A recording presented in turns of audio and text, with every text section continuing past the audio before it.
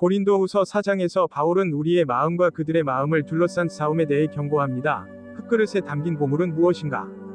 보세요. 이건 물음표가 있는 토기 그릇과 같아요. 바울은 낙심하지 말라고 말합니다. 이는 포기하지 말고 두 번 다시 겁쟁이가 되지 말라는 뜻입니다. 그리고 예수님의 삶도 두 번이나 언급됩니다. 그러니 시작하기에 앞서 우리가 구원받았는지 확인합시다. 저는 너희가 구원을 얻는 복음을 전하노라. 그리스도께서 성경대로 우리 죄를 위해 죽으셨고 장사 지낸 후 성경대로 사흘 만에 다시 살아나셨다는 것입니다. 그래서 그리스도께서는 우리의 죄를 위해 십자가에서 죽으셨습니다.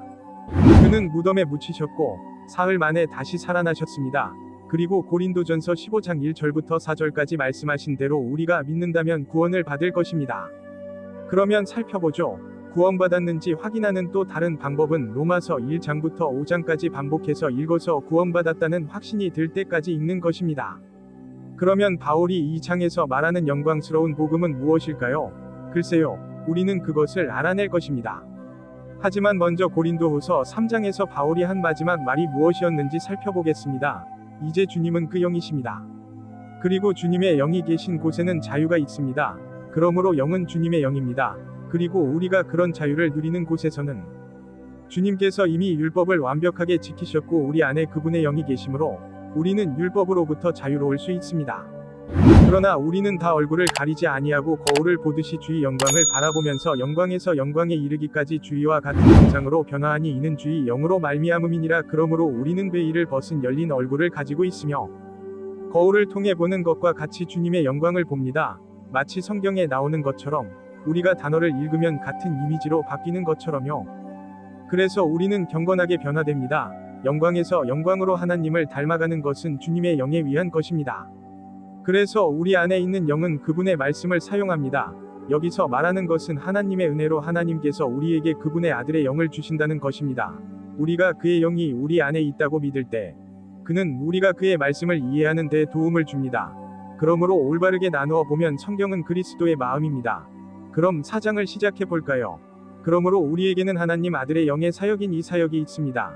이 신약의 사역에서 우리는 자비를 받았으므로 낙심하지 않습니다. 그러므로 우리는 구원을 받아 자비를 얻었습니다. 그래서 우리는 다른 사람들이 구원받기를 바랍니다. 그러니 우리는 기절하지 않을 거예요. 우리는 포기하지 않을 거예요. 우리는 겁쟁이가 되지 않을 거예요. 우리는 복음을 전하지만 부정직함에 숨은 일들은 버렸습니다. 그러므로 우리는 부정직함에 숨은 것들을 거부했습니다. 우리는 그렇게 되지 않을 거예요. 교활하게 행하지 아니하며 하나님의 말씀을 궤변으로 다루지 아니하느니라. 그러므로 우리는 교활하게 살지 않을 것이며 하나님의 말씀을 기만적으로 다루지 않을 것입니다.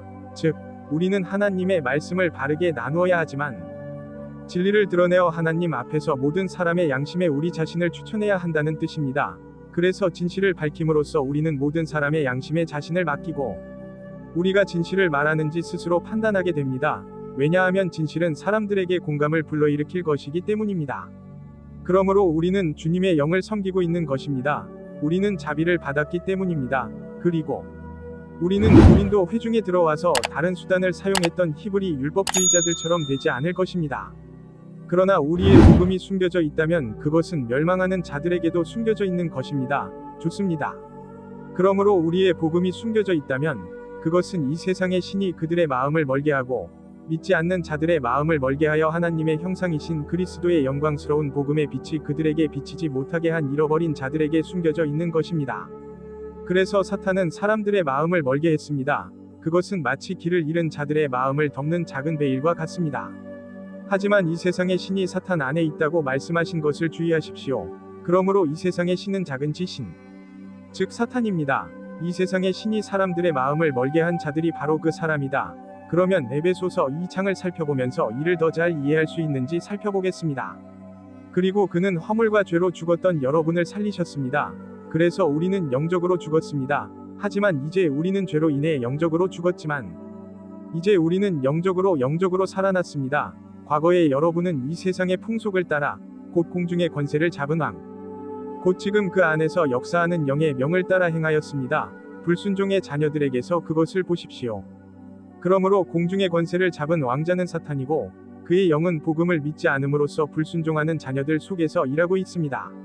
우리도 전에는 다 육체의 욕심을 따라 지내며 육체와 마음에 원하는 것을 행하였고 본성상 진노의 자녀였더니 다른 사람들과 마찬가지였느니라. 그래서 과거에 우리는 사탄이 원하는 것은 무엇이든지 이 세상의 흐름에 따라 살아갔고 우리는 그저 우리에게 기분 좋은 것과 우리가 원하는 것을 원했을 뿐입니다.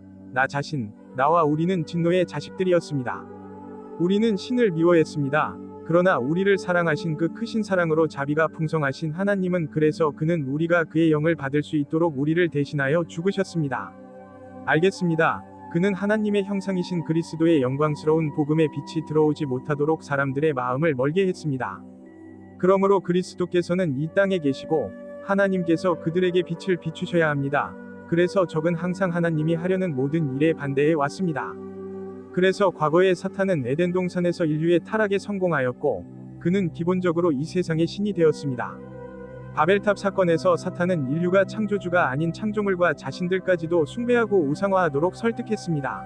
모세 시대에 그는 이스라엘 자손에게 금으로 된 우상을 만들도록 설득했습니다. 모세가 십계명을 받는 동안 사탄은 그리스도의 지상 사역에 반대하였고 심지어 그리스도에게 이 세상의 왕국을 주겠다고 제안하기도 했습니다. 하지만 그리스도께서는 그를 숭배하기를 거부하셨고 그는 사탄에 대항했고 예수 그리스도와 지상에 있는 그의 추종자들을 반대했으며 지금은 바울과 바울의 사역을 반대하고 있습니다. 그래서 그는 공중의 권세의 왕자라고 불립니다. 에베소서 2장 2절에서 그는 불순종의 자녀들이 보고 믿지 못하도록 역사합니다. 하지만 그들은 할 수 없습니다. 그들에게는 자유의지가 있습니다. 그러므로 그들은 그리스도께서 그들을 위해 행하신 일을 믿어야 합니다. 그는 요한복음 14장 30절에서 주님에 의해 이 세상의 왕자라고 불렸습니다. 사탄의 목표는 첫째, 죄인들을 복음에 대해 눈멀게 하는 것이고 둘째, 성도들을 신비에 대해 눈멀게 하는 것입니다.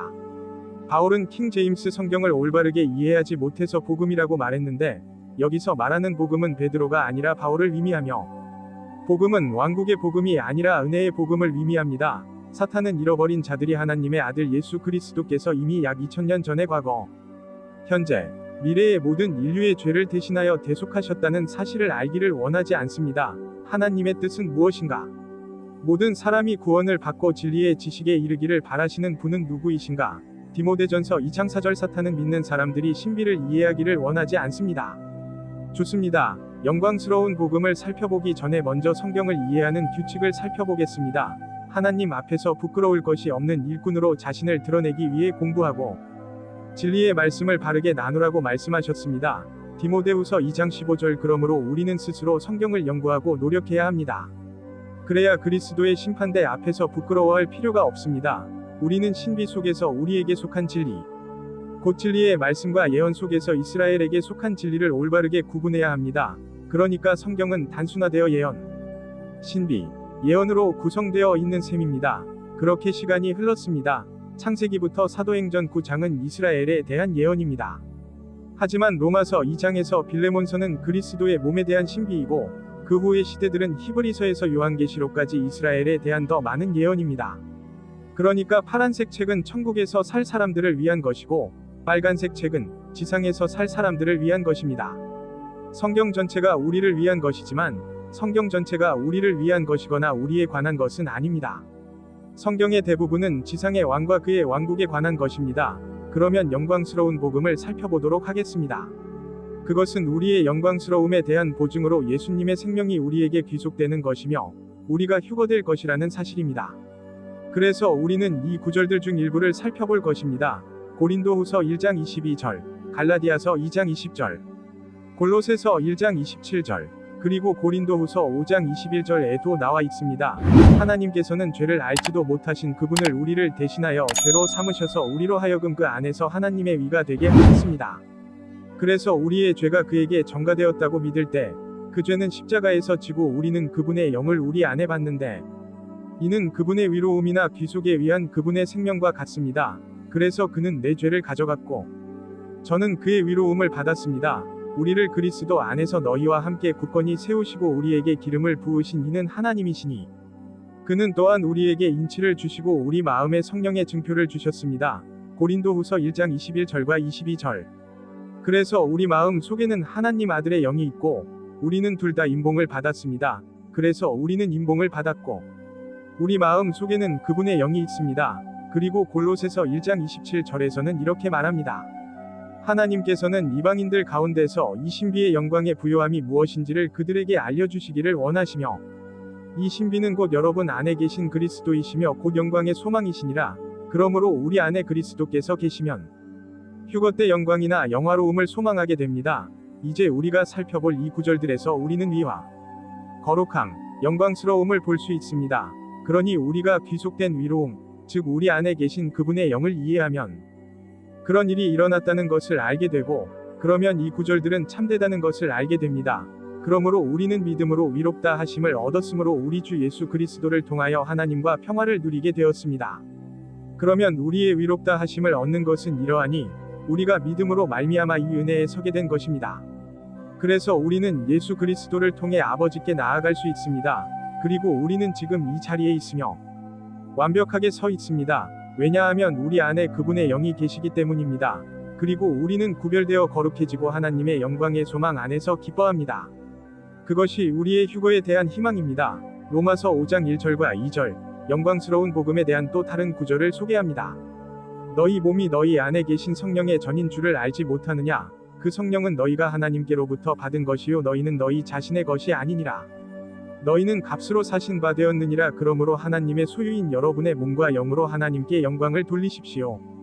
고린도전서 6장 19절과 20절에 따르면 우리 몸은 성령의 성전입니다.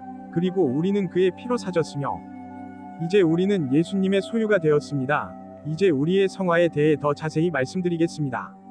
예수 그리스도 안으로 세례를 받은 우리 모두가 그의 죽음 안으로 세례를 받았다는 것을 너희는 알지 못하느냐? 우리는 그의 죽음으로 세례를 받았습니다. 그것은 건조한 세례, 영적인 세례였습니다. 그러므로 우리는 세례를 통해 그와 함께 죽음에 묻혔습니다. 그래서 우리는 그와 함께 십자가에서 죽었고 그와 함께 묻혔습니다. 그리스도께서 아버지의 영광으로 죽은 자 가운데서 살아나신 것과 같이 우리도 새 생명 안에서 행해야 함이니라. 그래서 이제 우리는 부활하여 새로운 삶, 곧 우리 안에 있는 그분의 삶, 우리의 삶이 아닌 그분의 삶 안에서 걷게 되었습니다.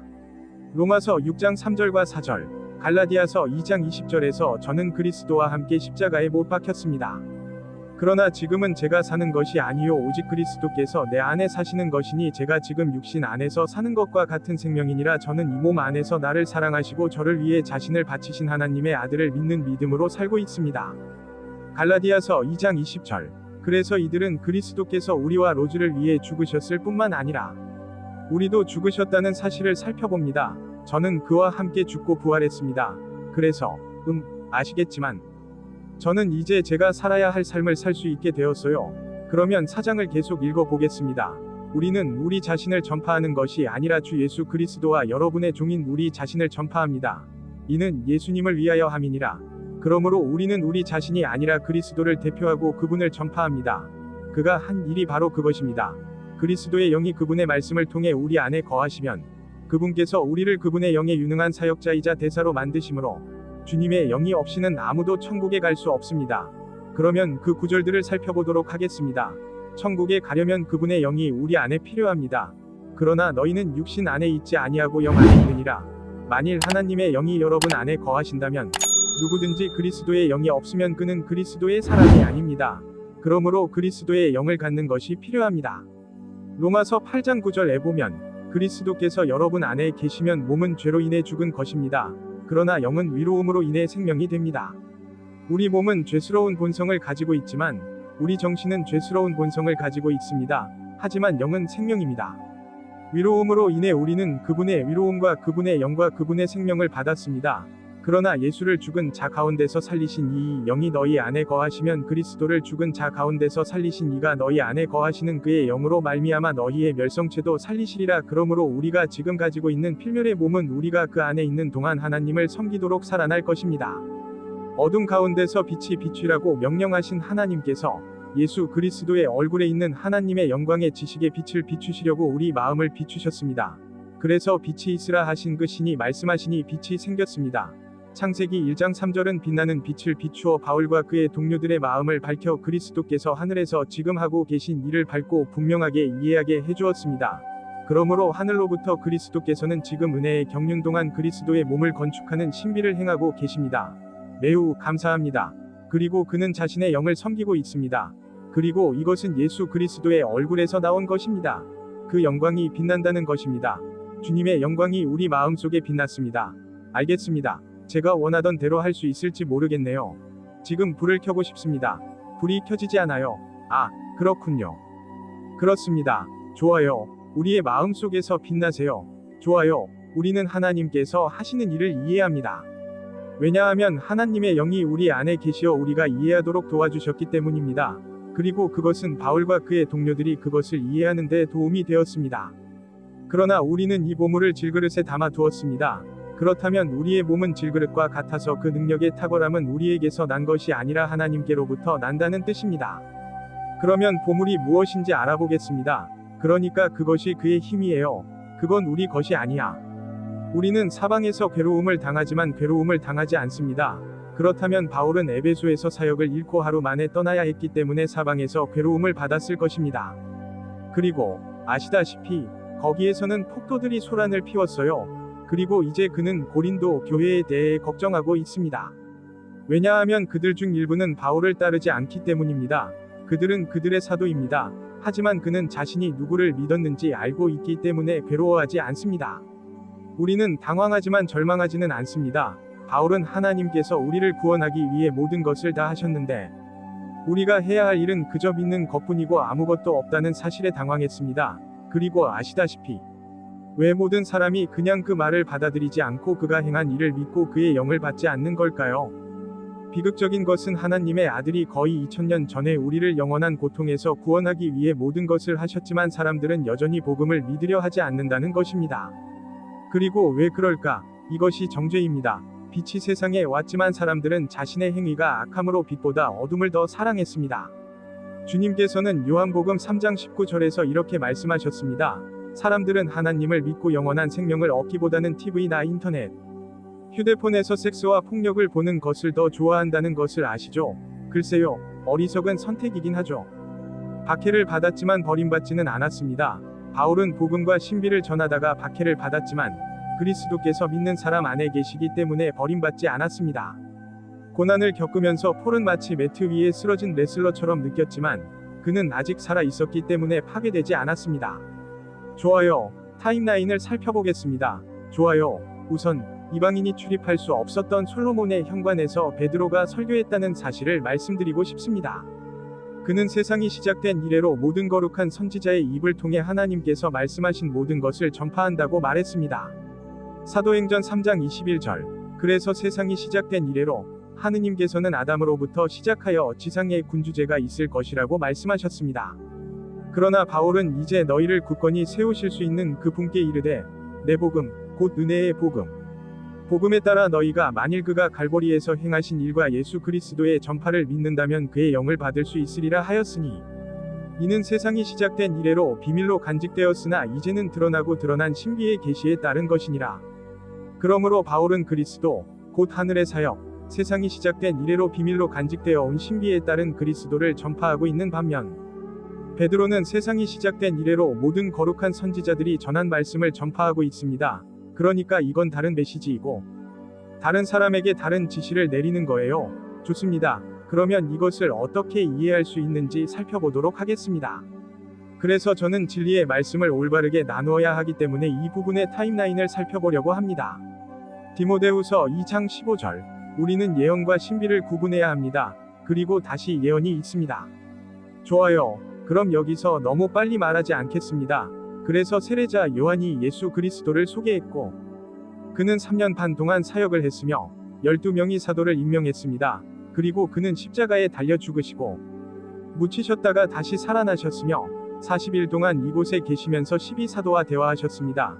그리고 그는 하늘로 올라가셨고 사도행전 2장에서 성령을 내려보내어 그 위층 방에 있던 12사도와 나머지 120명에게 보내셨습니다. 그리고 그들은 이스라엘이 예수를 그들의 메시아로 믿도록 지상의 왕국이 임할 것이라는 새로운 제안을 했습니다. 그러나 그 제안은 이스라엘의 장로들과 영적 지도자들에 의해 거부되었는데 그들은 사도행전 7장에서 베드로의 일원이었던 스데반을 돌로 쳐 죽였습니다. 그리하여 나라는 멸망했습니다. 하지만 피터의 작은 그룹은 무너지지 않았습니다.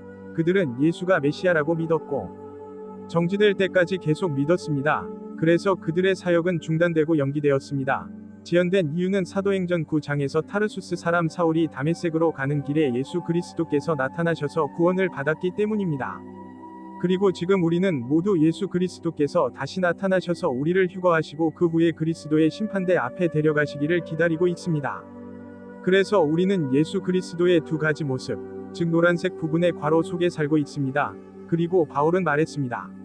제가 너희 이방인에게 말하노니 너희가 로마서 11장과 13장과 17장에서 야생 올리브나무인 것처럼 이방인도 야생 올리브나무입니다. 그래서 은혜의 분배가 접붙여졌습니다.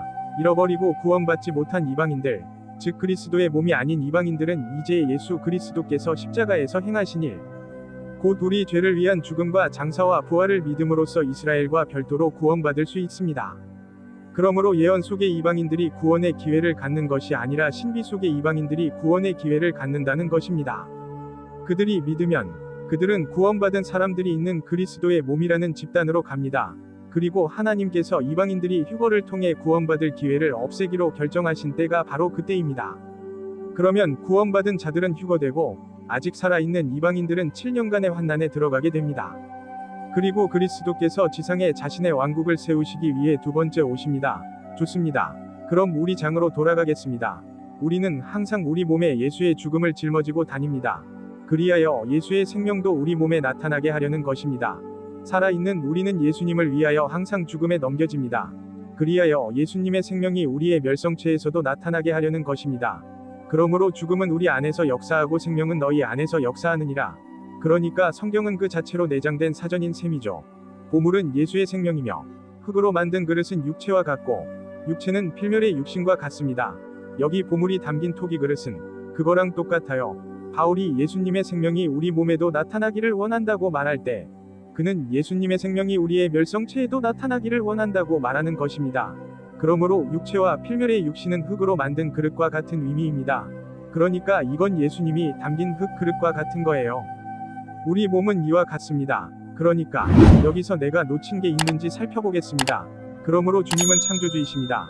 그는 요한복음 1장 1절부터 3절까지에 나옵니다. 말씀에 따르면 태초에 말씀이 계셨고 말씀이 하나님과 함께 계셨으며 말씀이 하나님이셨습니다. 이와 같은 일이 태초에 하나님에게도 있었습니다. 모든 것은 그에 의해 만들어졌으며 만들어진 것 중 그가 없이 만들어진 것은 하나도 없습니다. 조는 1부터 3까지 아시다시피 하늘과 땅의 창조주가 우리 안에 계십니다. 그리고 요한일서에는 다섯째 일곱이라 하였으니 하늘에 증거하시는 이가 셋이시니 곧 아버지와 말씀과 성령이시니라. 그리고 이 셋은 하나입니다. 그러니까 아시다시피 이것은 신격, 즉 아버지이고 말씀은 아들과 성령입니다. 그리고 그들은 하나입니다. 좋아요. 그래서 바울은 이제 죽음의 일이 우리 안에 있지만 생명은 여러분 안에 있다고 말합니다. 그러므로 하나님은 하늘에 계심으로 우리 몸을 사용하여 그분의 생명을 우리 안에서 역사하시기를 원하십니다. 그러므로 우리는 자아를 죽이고 그리스도께서 우리 몸을 사용하시도록 허락해야 합니다. 로마서 12장 1절과 2절 그러므로 형제들아 제가 하나님의 자비를 인하여 너희에게 간청하노니 너희 몸을 거룩하고 하나님이 기뻐하시는 산제사로 드리라 이는 너희의 영적 예배니라. 그러므로 우리는 우리 몸을 그리스도께서 살아계실 수 있는 살아있는 제사로 드리려고 합니다. 그리고 우리는 거룩하고 받아들여질 만한 삶을 살며 이 세상에 동화되지 않을 것입니다. 잃어버린 자들처럼 행동하지 말고 오직 하나님의 말씀으로 마음을 새롭게 하여 변화를 받아 하나님의 선하고 기뻐하시고 온전하신 뜻이 무엇인지 분별하도록 하라. 그러므로 우리는 모든 사람이 구원을 받고 진리의 지식에 이르기를 원하시는 하나님의 뜻을 압니다. 하나님은 우리에게 그분의 생명을 주시고 우리가 그분의 말씀으로 마음을 새롭게 할 때 그분의 생명이 우리를 통해 살기를 원하십니다. 우리는 같은 믿음의 정신을 가지고 있습니다. 기록된 바와 같습니다. 저는 믿었으므로 말하였다. 그러므로 우리도 믿습니다. 그러므로 우리는 고린도인 여러분과 같은 믿음의 정신을 가지고 있습니다. 그리고 바울은 1610년에 시편 1편을 인용했습니다. 주 예수님을 살리신 이가 예수님을 통해 우리도 살리셔서 여러분과 함께 우리 앞에 서게 하실 줄을 압니다. 그러므로 그리스도께서 부활하신 것처럼 믿는 이들도 부활하여 나타날 것을 여러분은 알고 있습니다.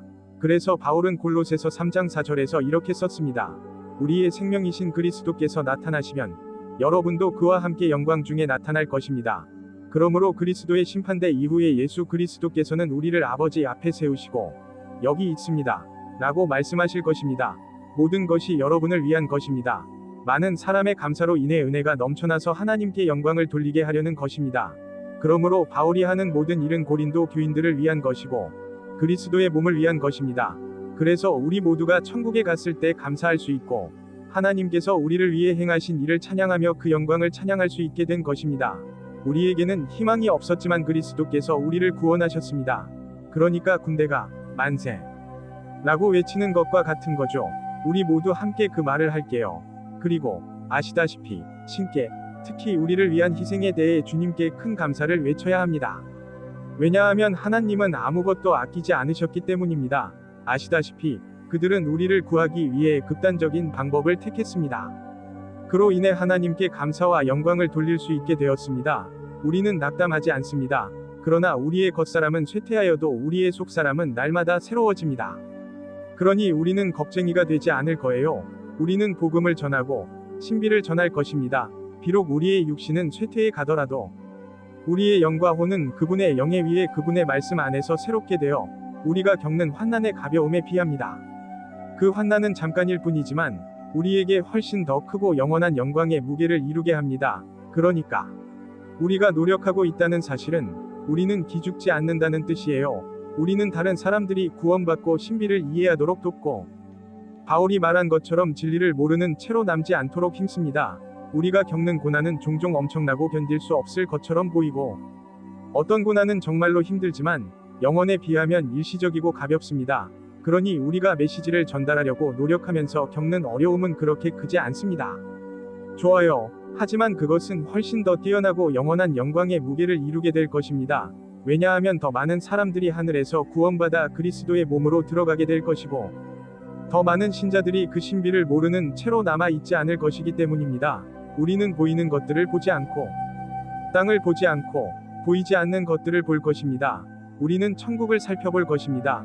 보이는 것들은 잠깐일 뿐이지만 보이지 않는 것들은 영원합니다. 이 땅은 단지 일시적일 뿐이다. 새로운 지구에 도입되면 훨씬 더 좋아질 거예요. 알겠습니다. 그래야죠. 그리고 새로운 천국. 그러므로 위에 있는 것에 마음을 두고 땅에 있는 것에는 마음을 두지 마십시오. 골로새서 3장 2절에 보면 그분은 우리를 위해 자신을 바치셔서 하나님 곧 우리 아버지의 뜻에 따라 우리를 이 악한 세상에서 구원하시려고 하셨습니다. 그리스도께서는 우리가 이 악한 세상에서 구원받아 영원토록 그분과 함께 할 수 있도록 죽으셨습니다. 그리고 우리가 예수님과 함께 천국에서 영원한 삶을 살 것이라는 것을 안다면 우리는 무엇이든 견딜 수 있습니다. 아버지께서는 이미 우리가 하늘에 앉아 있는 것을 보시고 우리를 예수님과 함께 일으키시고 함께 하셨으며 그리스도 예수 안에서 하늘에 함께 앉히셨습니다. 에베소서 2장 6절. 그러니까 제가 역경의 날에 낙담한다면 내 힘은 작은 것이다. 잠언 24장 10절. 하나님은 겁쟁이를 좋아하지 않으신다. 당신과 나는 나가서 복음을 전하고 무지한 형제들이 그 신비를 이해하도록 도와야 합니다. 저는 지금 우리가 겪는 고난은 장차 우리에게 나타날 영광과 비교할 만한 것이 아니라고 생각합니다. 로마서 8장 18절을 보면 우리는 모든 것, 곧 현재 우리가 겪는 모든 고난이 하나님을 사랑하는 자, 곧 그의 목적대로 부르심을 입은 자들에게는 합력하여 선을 이룬다는 것을 압니다. 그래서 우리는 다른 사람들과 진리를 나누도록 부름을 받았고 택함을 받았으며 주님의 목적은 우리를 하늘에 두어 주님을 위해 그곳을 정복하는 것입니다. 왜냐하면 그곳이 우리가 천국으로 가는 곳이거든요. 하나님께서는 우리의 고난을 없애는 것이 아니라 우리와 함께 하겠다고 말씀하셨습니다. 그리스도 안에서 우리가 누리는 영원한 축복에 집중하는 것은 우리가 일시적인 가벼운 고통을 견뎌내는 데 도움이 될 수 있습니다. 그리스도께서는 두 가지 사역을 하셨습니다.